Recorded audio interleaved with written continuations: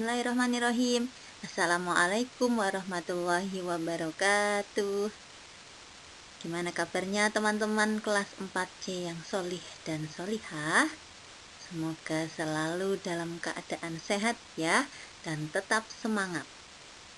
Baik teman-teman, untuk mengawali pembelajaran hari ini, mari kita berdoa terlebih dahulu. Sikap berdoa: tangan diangkat, kepala ditundukkan. Berdoa dengan khusyuk. Berdoa mulai. A'udzu billahi minasyaitonir rajim. Bismillahirrahmanirrahim. Raditu billahi rabba wa bil islami dina wa bi Muhammadin nabiyya wa rasulah. Rabbi zidni ilma warzuqni fahma.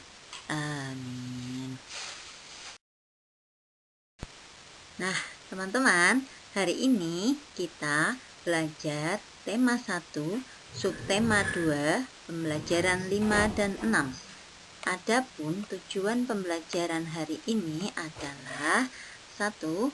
Siswa dapat mengetahui keragaman senjata tradisional. 2. Siswa dapat mengetahui asal senjata tradisional beserta cirinya. 3. Mengamati gerak tari daerah. 4. Mengamati kegiatan kerjasama di masyarakat. 5. Memetakan bentuk kerjasama di masyarakat. Teman-teman, keragaman yang ada di Indonesia menjadikan kekayaan tersendiri untuk bangsa kita. Keragaman yang ada seperti pakaian tradisional, rumah adat, tari daerah, dan di sini kita akan membahas tentang senjata tradisional. Senjata tradisional adalah bagian dari kebudayaan bangsa yang luhur. Kita sebagai generasi muda harus mensyukuri dan menjaga agar kebudayaan tradisional tersebut tidak punah.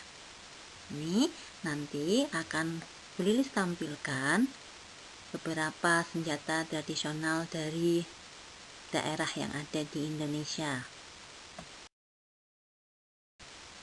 Yang pertama ada keris. Keris berasal dari mana ya? Keris berasal dari Jawa Tengah. Ini gambarnya. Teman-teman mungkin sudah pernah lihat ya. Cirinya mempunyai ujung yang runcing dengan kedua sisi bilah yang tajam serta mempunyai bentuk bilah yang berkelok. Selanjutnya ada rencong. Nah, berasal dari Nanggroe Aceh Darussalam. Rencong bagian atas gagangnya ada sebuah pucuk yang biasanya terbuat dari emas. Juga pada gagangnya ada suatu bentuk cukek atau perekat dan bergagang lengkung 90 derajat. Selanjutnya ada sawalaku berasal dari Maluku. Parang sawalaku yaitu sepasang senjata tradisional yang terdiri dari parang atau pisau panjang dan sawalaku atau perisai. Kemudian ada pisau belati dari Papua. Nah, pisau belati Papua terbuat dari tulang kaki burung endemik Papua, yaitu burung kasuari. Tulang kaki burung ini dipilih karena mudah dibentuk dan ditajamkan, tapi tetap memiliki struktur yang kuat. Pada gagang atau pegangan senjata tradisional Papua ini biasanya juga dilengkapi dengan hiasan bulu burung kasuari atau serat alam. Yang terakhir ada kujang, berasal dari Jawa Barat. Kujang adalah sebuah senjata unik dari Jawa Barat yang terbuat dari besi, baja, dan bahan pamor. Panjangnya sekitar 20-25 cm dan beratnya sekitar 300 gram. Kujang merupakan perkakas yang merefleksikan ketajaman dan daya kritis dalam kehidupan. Juga melambangkan kekuatan dan keberanian untuk melindungi hak dan kebenaran. Menjadi ciri khas baik sebagai senjata, alat pertanian, perlambang, hiasan, ataupun cindera mata. Nah, teman-teman, itu beberapa senjata tradisional, pastinya lebih banyak lagi. Nah, teman-teman bisa mencari sendiri ya. Kemudian, senjata tradisional ini sering digunakan sebagai pelengkap pakaian tradisional, misalnya dalam pertunjukan tari ya, digunakan untuk propertinya. Nah, sekarang kita akan mengenal gerakan tari daerah. Yang pertama, ini ada tari baris tunggal. Tari baris tunggal gerakannya menggambarkan kepahlawanan. Tari ini dibawakan oleh penari pria yang mengenakan busana berlapis-lapis dengan tutup kepala berbentuk kerucut, berhiaskan manik-manik yang terbuat dari kerang laut. Ya, tari ini berasal dari Bali. Yang kedua, tari gandrang bulo.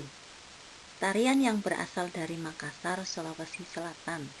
Gerakan tariannya bebas dan selalu dibawakan dengan riang gembira, penuh gelak tawa. Tarian ini biasanya dibawakan oleh laki-laki. Yang ketiga, tari serimpi. Tari serimpi merupakan salah satu jenis tarian yang berasal dari Yogyakarta dan Surakarta. Tari ini biasanya dipentaskan oleh 4 penari wanita. Gerakan tari serimpi menggambarkan peperangan melawan kejahatan. Gerakannya dilakukan dalam tempo sangat lambat. Yang keempat, tari jatilan. Jatilan merupakan tari Jawa yang dibawakan oleh penari laki-laki. Tarian ini dibawakan oleh 2 penari atau lebih secara berpasangan yang gerakannya dilakukan seperti orang berperang. Nah, teman-teman, untuk menampilkan tari-tarian daerah tersebut diperlukan adanya kerjasama. Nah, berikut boleh disampaikan bentuk kerjasama di masyarakat. Yang pertama, kegiatan siskampling atau sistem keamanan lingkungan. Dengan adanya kegiatan siskampling atau ronda, angka kejahatan bisa terkurangi, serta menciptakan lingkungan masyarakat yang aman, damai, dan sejahtera. Kemudian bentuk kerjasama di masyarakat yang kedua yaitu kerja bakti. Nah, masyarakat harus rajin mengadakan kerja bakti untuk membersihkan lingkungan. Selain lingkungan menjadi bersih, kerja bakti juga dapat mempererat hubungan antar warga. Dengan adanya kerjasama, maka kita akan menuai manfaat. Yang pertama, pekerjaan menjadi cepat selesai. Yang kedua, pekerjaan menjadi lebih ringan.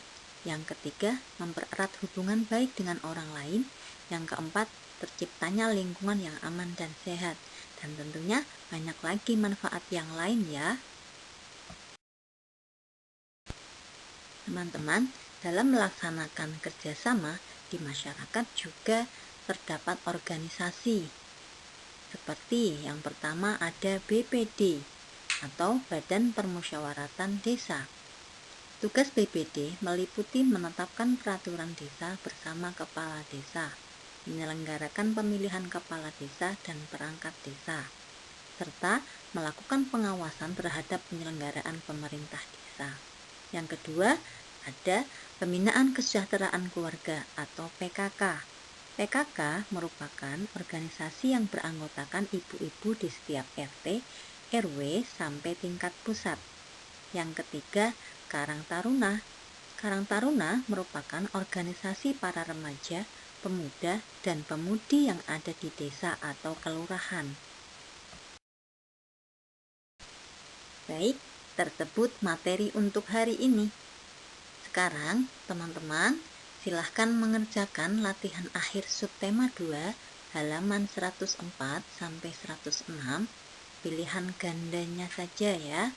Kemudian dikerjakan di buku tematik, jawabannya tidak usah dikirim dan akan kita bahas pada pertemuan selanjutnya. Terima kasih teman-teman semua. Sampai ketemu. Assalamualaikum warahmatullahi wabarakatuh.